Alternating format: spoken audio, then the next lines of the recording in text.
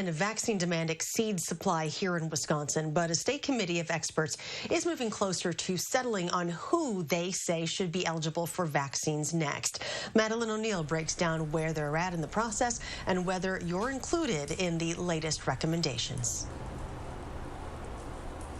Well, we know the state has already given the green light for police, firefighters, and people 65 and older to get the vaccine. The State Disaster and Medical Advisory Committee is making up recommendations to give to state health officials determining which other groups will be in that Tier 1B.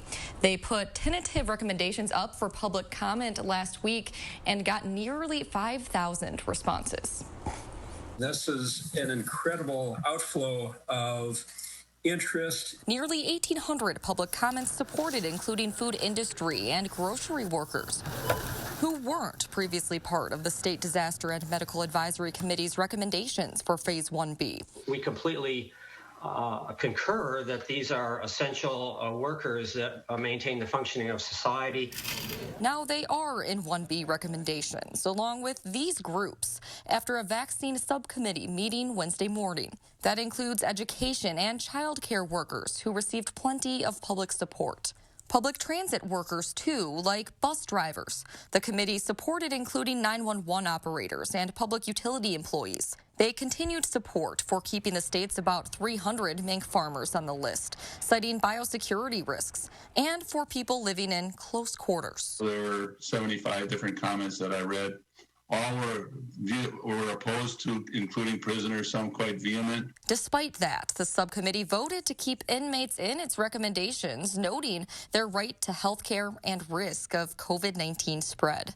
Veterinarians, librarians, and people with high-risk medical conditions all got public support to be in 1B.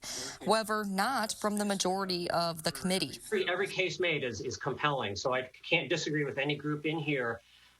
It troubles me that some of the people who are still at high risk of dying from COVID-19 are not included in this group. We don't have enough vaccine to meet the needs of all of those people. The Department of Health Services has final say, planning to review these recommendations carefully. We'll need to think carefully about at what point in time we add additional groups into this pool of people eligible for vaccine.